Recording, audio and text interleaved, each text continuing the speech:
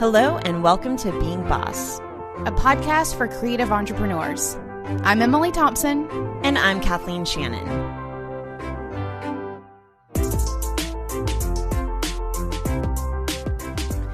Hey guys, so for today's episode, Emily and I realized that we're at over 100 episodes in. This is episode number 107, and some of you have been with us since the very beginning, or some of you might be new to Being Boss. So we thought that we'd take a moment to kind of interview each other and let you guys get to know us a little bit better about who we are and what we're up to, and kind of maybe get a little bit more personal and behind the scenes with this one. I can't wait. And as always, you can find everything that we mentioned, the tools, books, and links we reference on the show notes at www.beingboss.club. Hey guys, I want to take a second and talk a little bit about getting on track with your finances and your business. So there are a few ways you can stay organized, but I'm going to propose FreshBooks Cloud Accounting is the best way to send out invoices so that you can get paid faster. You can track your income and expenses and quickly pull reports to see exactly where you're at with your finances and your business. You can organize and keep track of your clients. You can even track your time right in FreshBooks. So try it for free today. Go to freshbooks.com/beingboss and enter Being Boss in the How Did You Hear About Us section. You know it's time to give it a try.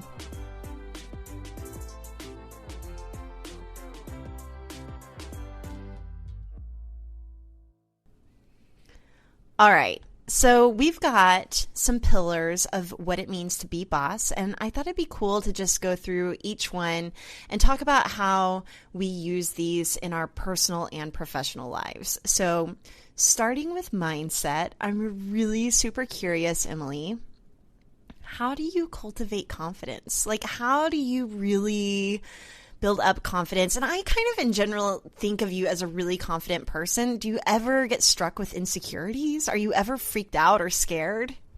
Sometimes I cry into my pillow. That happens occasionally, not very often, but it does happen. I am a pretty confident person. I grew up with parents who instilled in me a very strong sense of confidence that I could do whatever I wanted and be whoever I wanted to be. And as ridiculous as this sounds, I was like a childhood beauty queen. Like, I did pageants as a kid. What? Yeah. Did I know this? I don't think I knew this. You were a pageant kid? I was a pageant kid. I'm loving this episode already.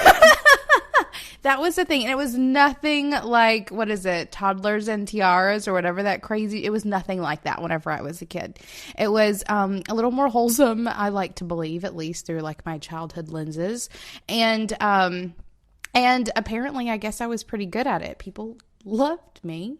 And that instilled a ton of confidence in me. I absolutely know that that is what gave me some level of poise, at least for a poor little Alabama girl, and quite a bit of confidence. So I think that my parents putting me through that as a kid and letting me try things. Like I did volleyball for a while and softball, and I was a majorette for a minute. I did flag in high school, and I was in the band. Like, I did all the things because my mom really encouraged me to try as much as I wanted to try.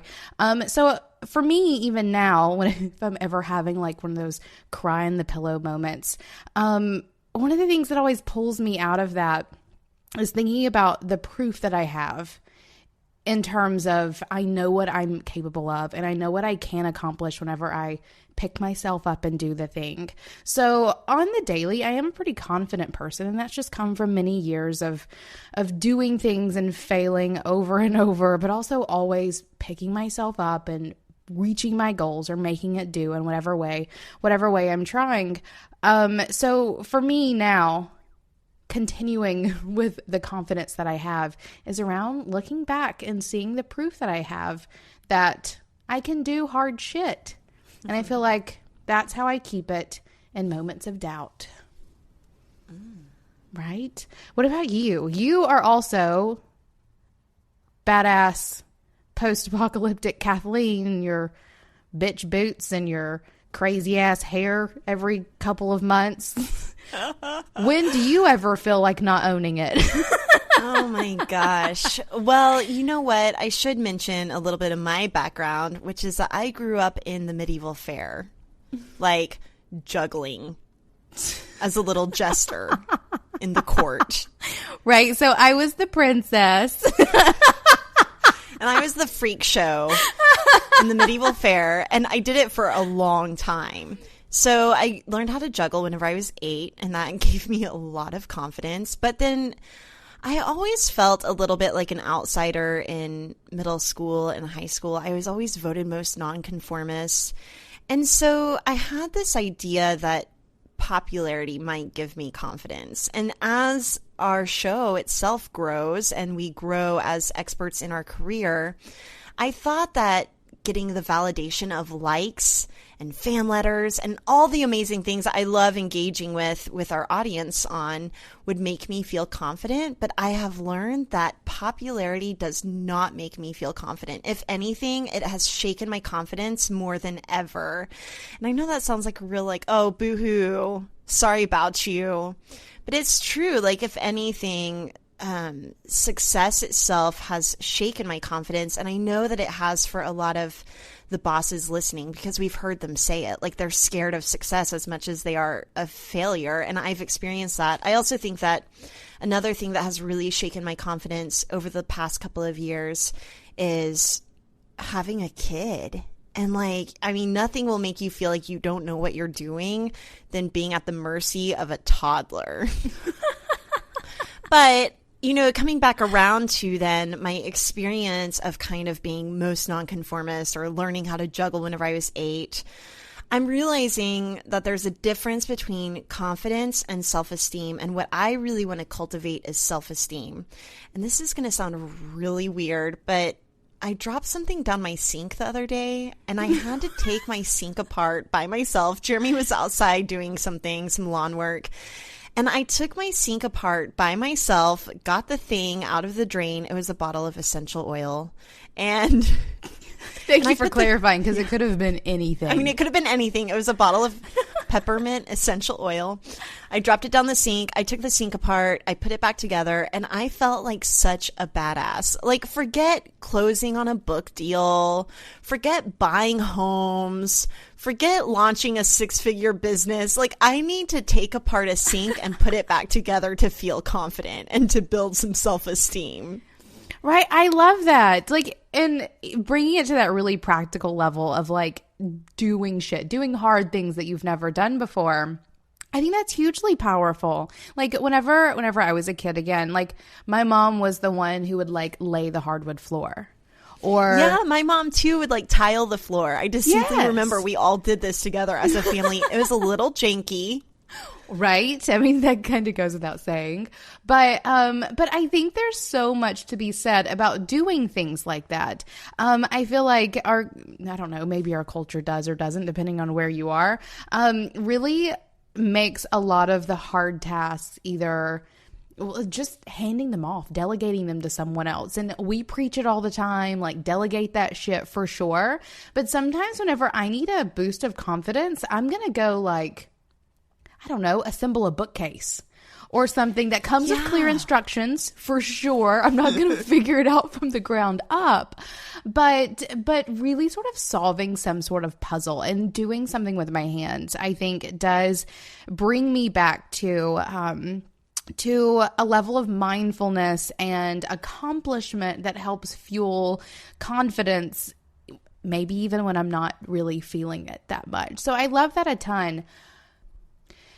Along with confidence, I think that one of the things that I like to bring into the boss mindset as much as possible is super mindfulness. And I almost feel like that mindfulness or even self-awareness really lends itself hugely to to confidence and self-esteem. I think it's a lot easier to cultivate your own self-esteem when you are being self-aware. Whereas if you're never like getting in touch with who it is that you are or what it is that you're feeling, it's really hard to think that what you're doing or what you're feeling is worth anything. So I feel like that's something that recording this podcast for over 2 years now has really forced me to do, is become really self-aware. Like, I don't want to be the crackpot who's just talking shit and not living it. So as we are talking about, being a boss and having the right mindset, what does that mean? And for me, it's self-awareness and allowing that self-awareness to bring confidence into my life and owning it. Because I think that's another piece too. Like, you can be self-aware and have reasons to feel confident, but if you don't own it and choose to feel confident, you won't. Amen. All right, let's get into habits and routines. I would love to hear kind of like a personal professional mix of the day in the life of what it's like to be Emily Thompson. It's not very exciting. It's funny. I'm recording this and I'm literally wearing the shirt that I slept in last night. I was just joking that I'm not wearing a bra, but it was like sexy. Sweater, right? And yoga pants. I love how this turned into, what are you wearing? Right. So let me tell you about how glamorous my day is really what this is going at. So I usually wake up about 6:30 or 7, and I spend the first hour of my day usually in bed because my floors are really creaky in my house and I don't want to wake Lily up because that means like life has to start. So I usually lay in bed and read the news or play some 2 dots on my phone, or maybe I'll get my journal out and journal, or if I'm really feeling productive, I'll get the laptop in bed and do some things. But I just sort of spend the first hour and a half of my day just doing whatever the hell I want to from the bed, or sometimes I'll sneak off to the living room and hang out on the couch quietly alone, because as an introvert, that is super important for me. At about 8 a.m., Lily comes out of her room and we start our day. We make David get up. And just to clarify, Lily is your 8-year-old daughter? Yes, she's my 8-year-old daughter. And you only have one child? Yeah, I only have the one. Only one age child. There is still David, who is my partner. Oh, but goodness. He is getting out of bed at 8 too, because Lily is coming into the room and telling him to get out of bed. So we all get up and usually do breakfast. Lily is homeschooled, so at that point we usually tell her to go get her journal or her handwriting notebook and just do something while we're prepping breakfast, or we make her get ready, or she does the trash or whatever. So I usually spend the morning with my family. I drink a hot cup of tea, and between 9 and 10 I'll usually scoot into the studio and start work. Usually go through my email, get some tasks checked off the list, have a couple of meetings throughout the day. David, if I'm in meetings all day, sometimes David will bring me lunch at my desk. That happens sometimes. Or I'll go out and have lunch with David and Lily. And then usually about 5 o'clock, I'm really good about 5 o'clock, my day is over. And I will leave the studio. I'll shut everything down, leave the studio, and go cook dinner, or we'll go out to dinner, or whatever. We just sort of spend the evening. Sometimes we'll watch TV. We don't really have a set routine for after work, just whatever comes up. And then I'm usually in bed by like 8:30 or 9 and asleep by 10. I'll lay in bed and read for a while. So that is the glamorous day in the life of Emily Thompson. What about you? You have a toddler. So yours is probably a little different. Yeah, so I think that as of this episode releasing, my toddler will have just turned 3. Yay! Yeah. So his name is Fox, and I'll start with the morning. He sleeps with us currently, so I'm glaring. I know, right? You can do whatever you want, honey. It's your bed. It is what works for us right now. So he sleeps with us, which I actually love, especially during the colder months. We're just little cuddle bugs with each other. It's actually really sweet. I love it. So I'll usually wake up around, well, he'll usually wake up with Jeremy around 6:30, and I'll hear them go downstairs together, and Jeremy will make him some French toast and get the coffee going. And I'll usually sleep in for another 30 minutes. And whenever I wake up at 7, I come downstairs. And my favorite part of my day is coming downstairs and Fox squealing whenever he sees me, as if we weren't just sleeping together and cuddling all night. So it's really sweet. And I'll usually grab a cup of coffee and cuddle on the couch with him for about 10 minutes. And then I'll get up and actually start working. So at this point, I'm going through my emails. I'm looking at my tasks and to-dos for the day. I might write something, like if there's something really urgent, like we have a bunch of sales emails to go out, or if we have an agenda for a podcast, like I'm usually looking at my Asana and just seeing what tasks need to be done, and if there are any that I can just knock out really quick in the morning. After that, I will usually get ready. Jeremy's heading out to work.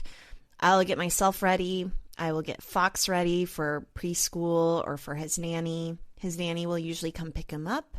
And at that point, I go to the gym. And so every morning I lift really heavy weights. My hands are like man hands with calluses on them. Sexy. And I love actually going to this gym because I can listen to podcasts on the way, which I love doing. And if I'm not going to the gym, I'm usually going on a really long walk. And after that, I'll do some kettlebell swings or something like that. But every morning, that is like my non-negotiable self-care thing that I do for myself. It totally keeps me sane. And then after I work out, I'll get home. I'll make myself something to eat. And which is super important. I'll usually take a shower and get ready. And really, this has taken up a big chunk of my morning at this time. And then after that, I will dive into work. So usually that includes some meetings. That includes a lot of writing, especially as we're writing this book. And that's pretty much it. Around 4:30, Fox will either come home or I'll go pick him up. And then it's just evening hustle, which is dinner. I'm usually the one that cooks. Jeremy's usually the one that does the dishes and the laundry. We're going through all of our daily chores of just taking care of a household and a toddler. It's bath time. Fox still can't fall asleep by himself, so I'm usually laying in bed with him and helping him fall asleep, and that's whenever I get on my Kindle and read my books. So after that, I might watch a little bit of Netflix and chill with my man, drink a cup of tea, and go to bed. That sounds dreamy. It really is pretty dreamy. Right? I love that. I've tasked myself with re-looking at my ideal day for the new year, and as we're shifting some roles and being boss and how it is that we're going to be spending our days. And I catch myself quite often like going into my ideal day and it not looking really all that different from what my life currently looks like. Like I love that I don't have to commute most days, because I will say I kind of wish that like I had an end of day commute, like a time where I could decompress between, you know, the 12 feet it takes me to go from my desk to the kitchen or whatever. That would be handy. But I love that I don't have to commute and that I can stop and have long lunches with my family, or that I can work in my PJs and my yoga pants or whatever it may be. That like I like my daily routine pretty well. There are some things I could maybe I have adjust. an idea for you. Yes. Oh, I forgot to mention that I usually do my makeup and get dressed. Like 3 out of 5 days I do that. I do it probably 2 out of 5 days. I think mostly because I really like doing my makeup. Like that's my hobby. It is, and you're fantastic. That's my creative outlet. But my idea for you was whenever it comes to decompressing at the end of the day, I know that your word for this year, I'm pretty sure, is strength. Mm-hmm. Yeah. And that I mean, I know that that's a lot of different things, but right. you've talked about wanting to do more yoga. Like, yes. What if you had integrated like a yoga routine at the end of your day as... I mean, I definitely think getting out of your house and into a yoga studio might be the best way to find that separation. But what if something like that? Or do you prefer to do yoga in the morning? I think I do prefer doing yoga in the evening. And I'm giggling over here because the last time I did go to yoga in the evening, because quite often I'll do it in the morning. Last time I went to yoga in the evening, I pulled in and the car next to me like hit my car like with her door. And I was like livid. Like someone had just honked at me like in the parking deck. And it was just one of those days where I was really done. And I go into yoga and she's sitting next to me after like, right? One of those. So it just makes me giggle to think of going to yoga in the evening after I'm already like super wound up. But yes, so part of my plan is certainly getting yoga in more regularly. And even I love doing yoga at home. Like that is totally one of my favorite things. And I've thought about, one, it would be cool to do it in the studio just because I have really good space to do it, but I also know that I need to get out of the studio and in order to do that. So you mean your home studio? Yes, my home studio. But I do like doing yoga here. And I do need to do some more integration of getting that in more regularly because I do go to yoga classes relatively often and we'll just sort of pop a downward dog in the bedroom on occasion. But I could definitely make it more of a part of my daily routine. Oh, I wanted to mention my iPhone games because you mentioned Two Dots. Yes. I've been obsessed with Color Cube lately. Yeah? It's like different shapes that you have to shift around to create a pattern. And then also Blendoku. Have you played that one? No. Where it's putting colors in the order of their gradient. I mean, these are like graphic designer nerd games that I'm playing over here. I love it. So I would love to talk about that for a second because I think it's in part of habits and routines, and especially when we get to boundaries in a second. I have one game on my phone.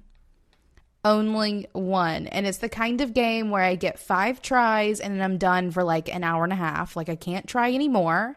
And it's the kind of game that once you reach some certain level, you have to wait until the next upgrade to get the rest of them. So I'm very like boxed in as to how much time I can spend on this game. And for me, that has been very important. And like part of keeping my daily routine super productive is keeping it to the one game and also just removing Facebook from my phone, which can be scary for some.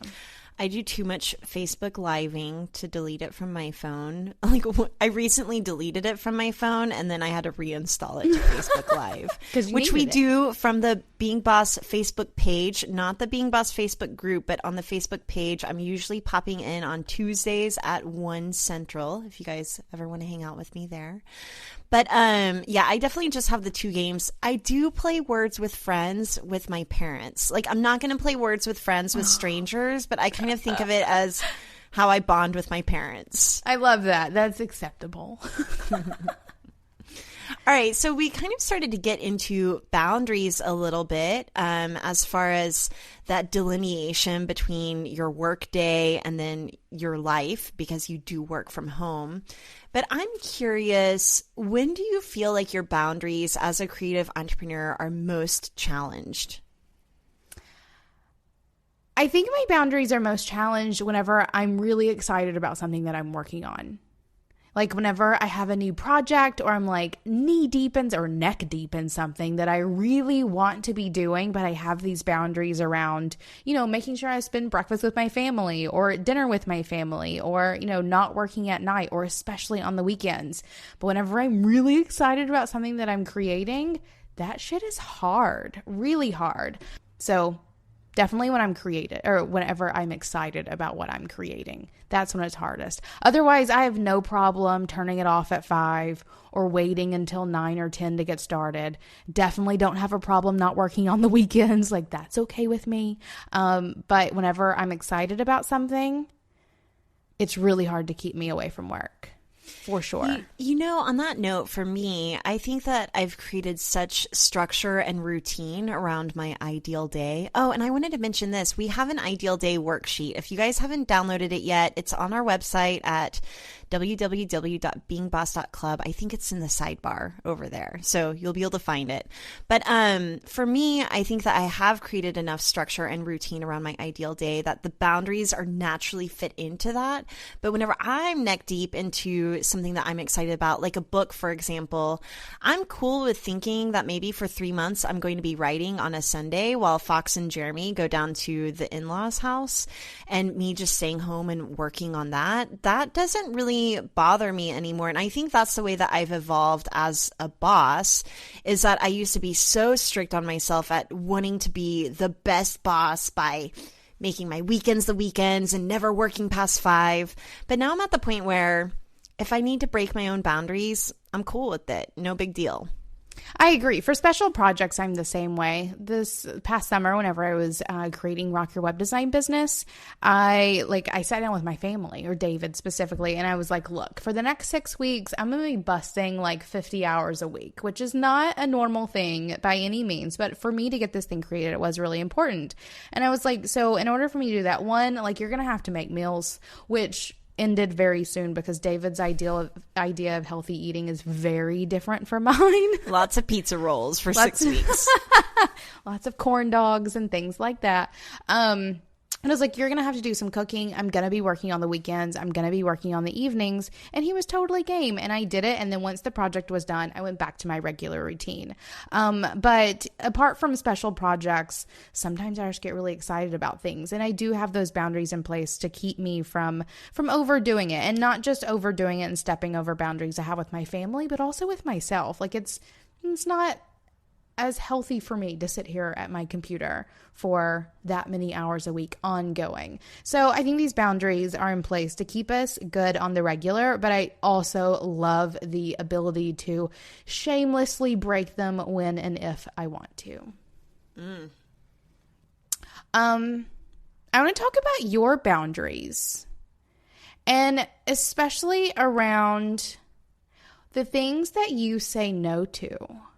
Because I know that's something that comes up a lot, and we're about to go in, or I guess we are in a season of intentionally saying no to most things that come up. So I'd love to hear about how it is that you decide what to say yes and what to say no to. Yeah, so for me, right now I'm just automatically saying no to everything unless it is a really compelling reason to say yes. So, I mean, even like really great trips that I've wanted to go on with friends, I'm having to say no because we are having to hunker down and do some pretty intense work right now. But also I need to like hunker down with my family. I did a lot of travel apart from my family in 2016. And I know that everyone thinks about like taking time off like the first year to be with a baby. But what I'm starting to realize as Fox gets older, that's whenever I really want to start spending more time with him because he's more impressionable. And so I can't be traveling as much like every month as I was before. So for me, it's just really taking a look at what my big picture goals are. Actually, that's my intention for this month, is looking at the big picture, because I've been so stuck in the minutia of the daily grind and really even just month to month that I'm not really thinking about the kinds of traditions and even just the kind of person that I want to be in 5, 10, or 15 years. I am very present with where I'm at in my business, almost to a fault. So I'm starting to really think about the big picture and how these opportunities or events that I'm being offered fit into that big picture of who I want to be. And it just takes a lot of, what you were talking about earlier, mindfulness. And so, but basically right now I've just had to kind of get into the autopilot no in order to maintain my boundaries. And I do have like I'm really challenged with boundaries around wanting to give all I've got to every single email I get or every single Instagram tag I get. Like I want to be able to engage with our community because I love you guys. But if at some point I don't say no or cut it off somewhere, I'm just going to become spread thin, and that's not going to be good for anybody. I agree. I love what you said once about you had made yourself possibly even more available to our community than you were your own kid. And I think that bit of self-awareness is super important, and it's equally as important to like make the adjustments to fix it. And I also like what you said about looking at the intention that you have and using that to shape the actions that you take around whatever it may be. And in this case, it's what you say yes and say no to. That's something that I took into account in 2016. My word of the year was joy. And so I made this very intentional intention of only saying yes to things that I really wanted to do, that I knew would bring me joy, and giving myself that boundary in terms of, does it bring me joy or not, made it easy for me to say no to opportunities that came up, or even, to emails that rolled in. Like, I do have an assistant, and it is her job to take care of emails that I don't need to be paying personal attention to. So I think that's really important, is knowing what you want, knowing what it is that you want to cultivate in your life, and using that as the boundary to shape the actions that you take. Genius. Yes, very. All right, let's talk about our creative wolf pack and our tribe of friends, and kind of the way that we network, and which is all like very relationship based. So I'm really curious, have there been any relationships that have especially impacted your career? One with a Miss Kathleen Shannon, for sure. What? Right? I mean, that's like I feel like the most obvious one. But yeah, there are a couple of them. I make it a point to, at least once a month, if not 2 or 3 times a month, to have Skype calls with people that I have met in the past. And a couple of them are repetitive, that we have, sort of standing ongoing meetings, or at least, try to get together every couple months or so. And those relationships are, sometimes they're not like the most profitable. Like, your relationship has been very profitable, Kathleen. I appreciate it a ton. You're welcome. Right. Some of them are just really nurturing in other ways. And I think that, or the people they include are people that I've met at conferences, or people that I hooked up with on Instagram, or things like that, or just sent me a nice email once that really sort of hit home. I think that I know that I have several relationships that have been really impactful. Some of them have been people that I've ended up working with, like our lawyer, Autumn Boyd, who's actually a friend of mine. We go have lunch together at least once a month. I think that relationships can be very fruitful on a very business level and or a very personal level. My favorites are those that are both, but yes, relationships have been huge for my business. I always think about, I'm going to butcher a saying here, but there's like this saying about, it's all about who you know. And I think there's like another part of it that leads up to that, but I completely agree with that. And I don't want to be like one of those weird networkers. Like, I know some of those people, the people who just like need to meet everyone because they see that as currency. And I don't see it as currency. I don't want to be weird and icky about it. But I do like making connections. And whenever I do make them, I like them to be very nurturing for both of us, because you never know what's going to happen. And that's something that I feel I have grown into a lot over the past couple of years, especially, is you never know where a connection is going to go. Like, if I had only imagined, 6 years ago or whatever, that a couple of blog comments between you and I would turn into a multimedia conglomerate or like what Being Boss is becoming, I would have probably shit myself then and there. But I didn't. No one told me that, so pants are safe. I am very pleased, though, obviously, where this relationship has taken us. So absolutely. I have multiple relationships with people who have completely and utterly shaped my business and even me personally. And I think that making connections like that are certainly pivotal in building a successful business, but also building a successful entrepreneur, building a successful and healthy entrepreneur is making those connections and having people to tap for different perspectives, or to aid you in whatever it is that you need help with, or whatever. I think relationships are super important. Yeah, totally. Right? I feel like I haven't had as much time to cultivate or nurture some of the relationships that I've had as we've gotten more focused into building our business and creating boundaries, and also having a toddler. I don't know if any of you other parents who have young children can relate, but I feel out of the loop. Like, there are times whenever I don't even know what new restaurants have opened. But one of the things I do love about living where I live, as much as I've talked about moving, and I still do, but one of the things I love the most is being able to go anywhere and finding another creative entrepreneur who's making a go. in a state where we've just all kind of huddled up together and created a really tight-knit community. That's my favorite thing. And like you said, I think it's cool not knowing where relationships are going to take you and not really going into every single friendship or networking event or opportunity thinking, how can someone make me better? Or how can I turn this into a partnership or a collaboration?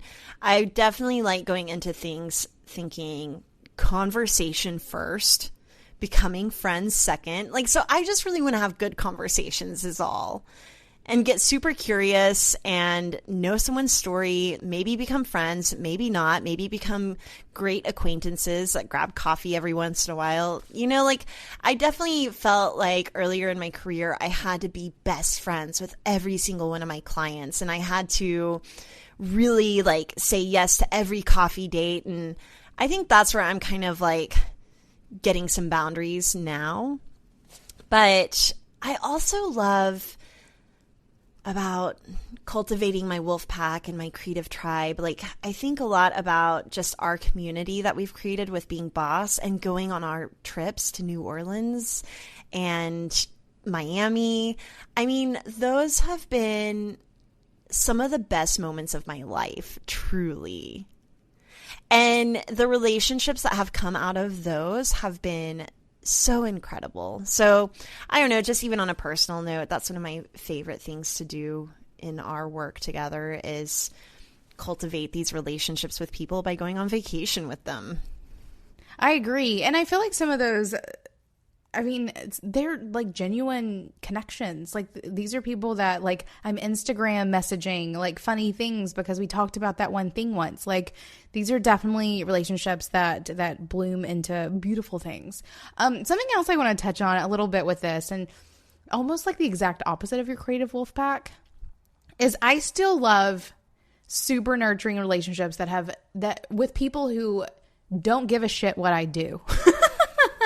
Or not that they don't give a shit at what I do, but they're not as aware of who I am professionally, which as being boss grows and grows, and so many of my friends and connections and the people that I run into on the daily are really aware of what it is that I'm creating, I have learned to really appreciate the relationships with people that I have that don't connect with me because I'm a podcaster and I talk about creative business things. I have a couple of friends, and some of them are even some of my oldest friends, where, you know, we've made a pact where they're not going to listen to the podcast.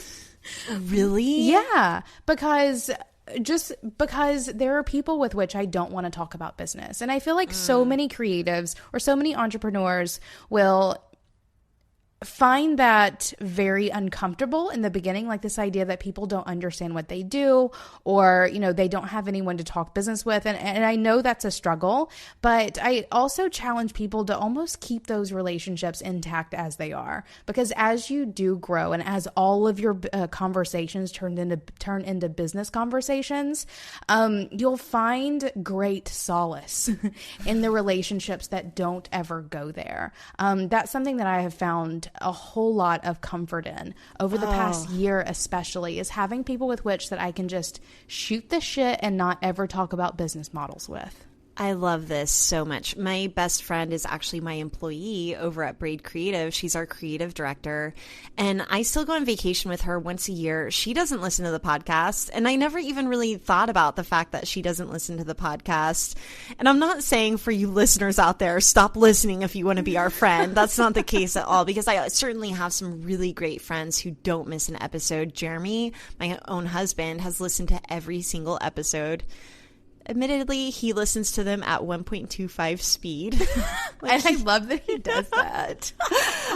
So now whenever he listens to us at normal speed, he thinks that we sound sad and dumb.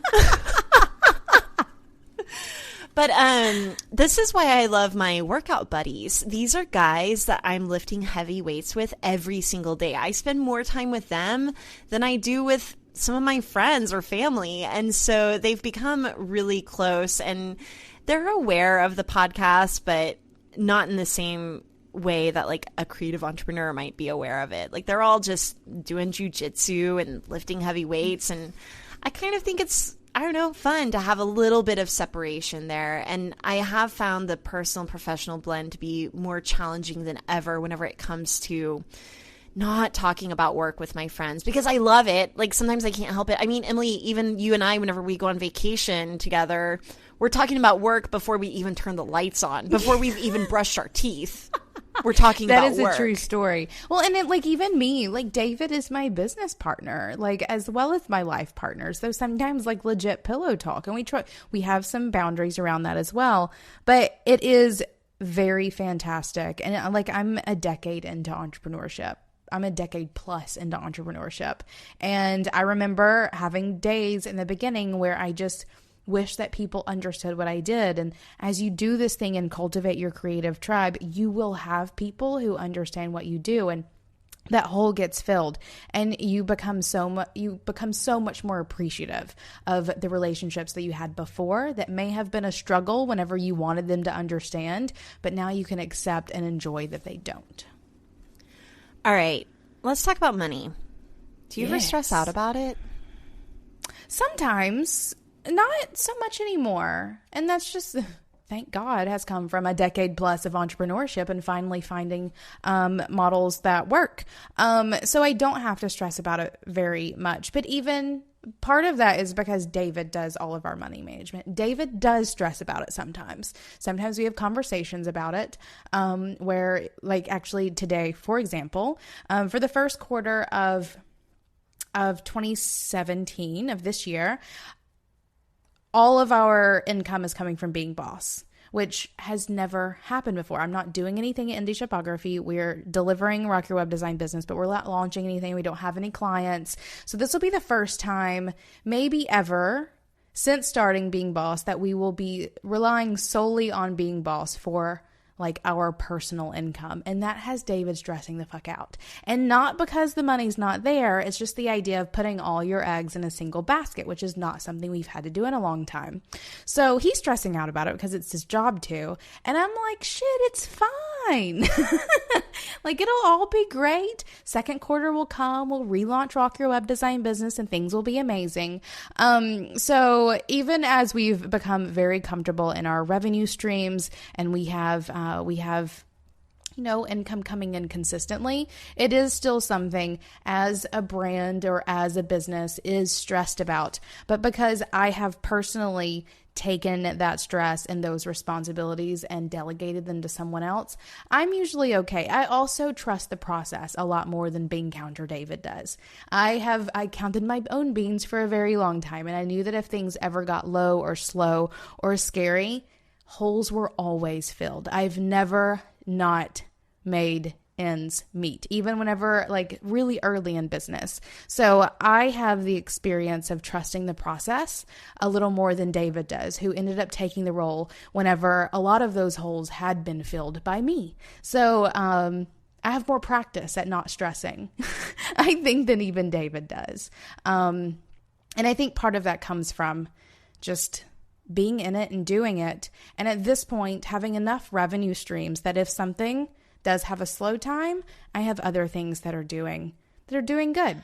I definitely freak out about money. But here's why. I think that there is something about my personality where I believe if I don't have a sense of urgency or stress or worry around what I'm creating, that it's somehow going to fail. Interesting. Yeah. I probably need to go talk to a therapist. I was going to say, I think you need to talk to a therapist about that. But you know what's interesting? Right now I'm reading Dan Harris's book, 10% Happier. Mm-hmm. And it's so fascinating because he worked in like a really high stress job situation where he's creating journalism stories on the news every single day. He had meltdowns on air. He became a drug addict. Like, we're just producing one podcast a week and it's not even live. So I was reading his book and he was talking about that same kind of sense of urgency and stress and worry around his job and kind of tying ambition and stress together. And I think that I have kind of carved out that neural pathway in my brain where ambition and stress are very, very related, like closely related. So I don't know, maybe I need some drugs, not cocaine drugs, but like some Lexapro or something. Right. Well, how does anxiety manifest in your body? I mean, I'm pretty mind body aware. I definitely have had stomach problems for a long time, especially as a teenager. I would like be nauseous all the time, but I've gotten pretty good at being aware enough of my emotions and letting them work out through my body, and also by literally sweating it out. I mean, this is why I work out every single day, to kind of manage some of that. I think that if I wasn't aware of my mind-body connection and how my emotions were showing up even in my head, they would show up in my body a little bit more prevalently, like as illness or sickness or disease. Like sometimes I really do worry, if I keep stressing like this, I'm going to give myself cancer. Which then just gives me another thing to stress out about. Then I'm stressed about stressing. This is the story of my life. I don't mean to laugh at you. No, I love that you're laughing at me. This is why everyone, you need a business bestie. Right? Because that's some intense shit. I think I do like the idea of you going to talk to a therapist about this. Someone who won't laugh at you. At least not to your face. And, that is something I have talked to people about, anxiety and managing that stuff. But I think it's a part of my personality that is just going to be a part of who I am. And I just have to learn how to manage and cope with it. I'm aware of it. I wish I could change how I am. But what if I changed how I was and we didn't have a podcast? Snap. Anyway, let's move on. Done with that one. What do we talk? We talk about money. So you stressed about money. Mm-hmm. I want to talk about how you make it, because I brought up something that I want to dive deeper into, and this is like multiple streams of revenue, and even I don't know, like how to build that and what that looks like and why you would want to do that, because I think this is an important boss topic, where having more than one stream of revenue is how you build security on a whole other level. At least I believe that. And we did that entire money episode recently, episode number 103, where we talk a lot about pricing and money management. But I will talk a little bit about how I make money and how I kind of think more entrepreneurially and philosophically about money. But I make money at Braid Creative, and I've definitely shifted my focus onto being boss, and I've been putting a lot of attention on that, and that has raised a lot of questions between me and my sister about, do I stay in Braid? Do I leave? I'm like, but I created it and I still love it and I'm still super proud of it. And even though I shifted my attention to being boss and now that's making money, I don't want to. Okay, here's what's different about working a day job versus being an entrepreneur. Is working a day job, you go from one job to the next. And I was kind of tempted to follow that model. Like, what if I just went from Braid to being boss? Except that I started Braid Creative. I started being boss with you. And I don't think that there's any reason that it has to be either or. I think it can be both and. I also, what a lot of people don't know is I have a investment property company called Ampersand Properties that I own with my husband. And together we own 8 houses. We rent out 7 of them. We've paused on that for a minute to save up our cash to hopefully move. So like we are taking actual steps for that. But that's kind of more of like a long-term investment retirement plan. But so I really have those 3 streams of revenue. And then really long-term, there's stuff like 401ks. Anyway, so like that, those are all the ways that I make money. And I'm really comfortable with those 3 streams. And within those 3 streams, we have things like one-on-one services, digital product. We've got our Being Boss Clubhouse. But for the most part, whenever I think about those 3 buckets, I'm good with that. I don't need another business. I don't need to become like a serial entrepreneur. I would be just spread thin and fried. Right? I love that. And I do think, I love this, like, we should start talking to our guests about, like, how many streams of revenue do you have? Just to, like, get an idea of what this looks like. Because especially as we've grown our team and as I talk to friends, as we're all, like, growing up and getting jobs and making money and doing things. I think there is some magic involved, or some like hardcore life money-making strategy that comes into thinking about your life as a business, or your life as a model, and how it is that you make money. I feel like all too often people will get a full-time job and think, okay, this is it. I have my one stream of revenue and I have job security and all of these things. And then you get fired, or you get laid off, or whatever, and then you're screwed. And I think that, or even like entrepreneurs who have one service, and then whenever they don't book that one service, they're not making any money, or whatever it is. I think there is so much to be said about having multiple streams of revenue. I have Being Boss. I went through the same thing whenever I took my focus off of indie shopography and put it onto Being Boss. Like, do I let indie shopography just die away? And I was like, shit, no. Like, I've spent 6 years building a brand. And sure, we change services. We don't offer one-on-one websites anymore, but we do have the capacity to create digital products that can replace that. So having Being Boss and indie shopography, and David and I are always open to some other things. We do feel like maybe we have some space for something. And when I say we, I mean mostly him. In terms of something else that we can do to sort of business model our lives, and make money in a way that is much more secure than that traditional belief that if you get a full-time job and have all your bills paid, then you're good for life, because I don't think that works anymore. So I love that. Multiple streams of revenue are where it is at. I think that's also what stresses me out about money a little bit, is that we hang out with a bunch of really wealthy entrepreneurs, and I don't feel like I'm quite there yet. And I would love to be there. I would love to be a millionaire, but keeping it real, guys, I'm not a millionaire. So I think that there's something to be said too for just being a working creative. And I kind of miss those days of being happy to just pay my bills. Like, why do I need, anyway, this is the kind of stuff that I need to like work through, and maybe not on our podcast. Right. Same things. I was really pissed whenever I turned 30, and not because I turned 30, because I'm totally cool with that. But when I turned 30 and I had never been put on a 30 under 30 list, like that was my thing, was like, shit, I've wasted 30 years of my life. So, I agree. I have a couple of those internal wars. We can shoot for 40 under 40. Good. I'm down for that. We got 10 years. Let's go. And maybe we can do like a Forbes 40 under 40 list. Let's do it. New goal. All right. I want to do, before we close out this episode, a couple of quick fire questions. Yes. What's your favorite food? Potatoes. Mine is oatmeal. Yay, carbs. Yay, carbs. What's your favorite movie? Probably not a surprise after what I told you earlier. Miss Congeniality is my favorite movie.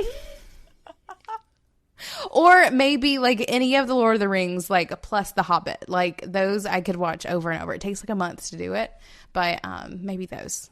What about you? I think Darjeeling Limited or Kill Bill Volumes 1 and 2. Oh God, you're that person? I just learned more about you than I needed to. Really? You don't like Kill Bill? I hated Kill Bill. What? Yeah. We can't be friends. Okay, what's your favorite book? Oh shit, Harry Potter's. And all, like, if I had to pick one, number 3.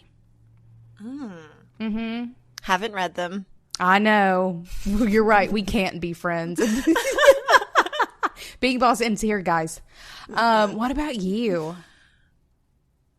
Okay, you know what book really just has stuck with me for years? What? I read Stephen King's The Long Walk, and I don't know that it's my favorite book, but it changed me.